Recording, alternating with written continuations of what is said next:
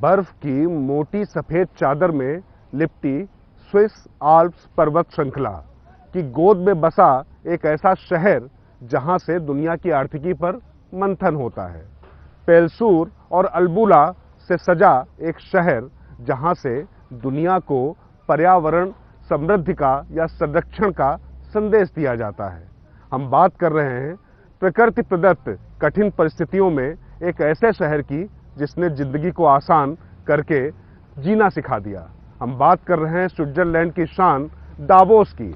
आप सोच रहे होंगे कि राज की बात में स्विट्जरलैंड के दावोस की बात का क्या काम है, तो आगे हम आपको यही बताएंगे कि आखिर राज की बात का ये राज क्या है। लैंडवासन नदी के तट पर 284 वर्ग किलोमीटर में फैले इस शहर को स्विट्जरलैंड ने इतने शानदार तरीके से विकसित किया है कि दुनिया के विकास का वह मॉडल बन गया। ऐसी कोई दुनिया की हस्ती नहीं जो यहाँ ना पहुंची हो। प्रकृति की खूबसूरती और विकास के आधुनिक मॉडल का जीवन प्रतीक है दावोस। दरअसल दावोस में जो भौगोलिक और प्राकृतिक परिस्थितियां हैं, वैसी ही परिस्थिति वाला भारत का भूभाग वीरान है। वीरान इसलिए क्योंकि आबादी के नाम पर नाम मात्र की जनसंख्या है और सुविधाओं के नाम पर भी नाम मात्र के इंतजाम।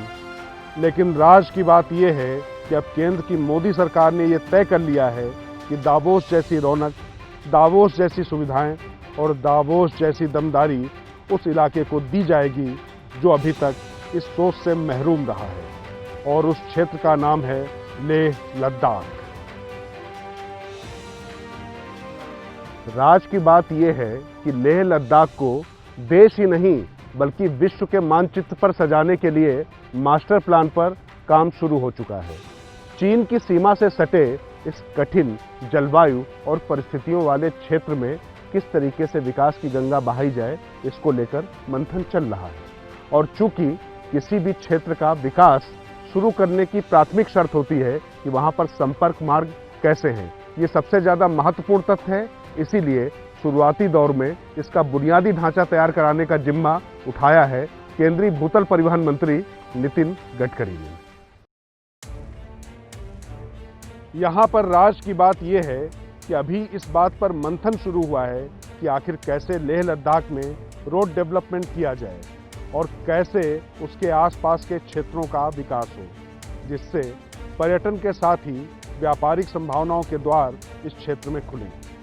संभावनाओं की तलाश के बीच राज की बात यह भी है कि इस संबंध में नितिन गडकरी जम्मू कश्मीर और लद्दाख के लेफ्टिनेंट गवर्नर से मीटिंग कर चुके हैं और यहाँ की भौगोलिक परिस्थितियों के हिसाब से आइडिया मांगा गया है। केंद्र सरकार की कोशिश है कि भारत का मस्तक दिखने वाले इन क्षेत्रों को मुकुट के सरीखे ही सजा दिया जाए और इसके लिए व्यापार, आर्थिक गतिविधियां, पर्यटन, इन बर्फ से ढकी चोटियों को किस तरीके से तैयार किया जाए, इसको लेकर मास्टर प्लान पर काम शुरू हो चुका है। तो इन सफ़ेद पहाड़ियों पर किस तरीके के विकास के रंग भरने की कोशिश हो रही है, ये राज की बात में हम आपको आगे बताएंगे।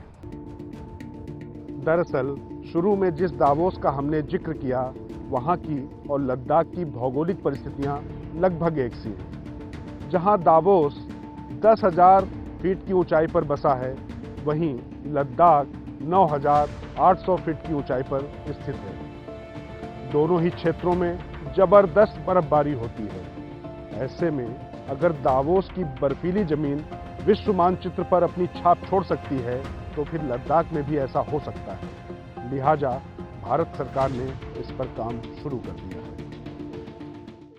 हालांकि लेह लद्दाख के विकास की योजना अभी अपने प्रारंभिक चरण में ही है, लेकिन राज की बात जो सामने आई है उसके मुताबिक अभी जो वहाँ पर प्राकृतिक परिस्थितियाँ हैं उसके मुताबिक ही विकास की कार्य योजना बनाकर उसे सड़कों पर उतारा जाएगा।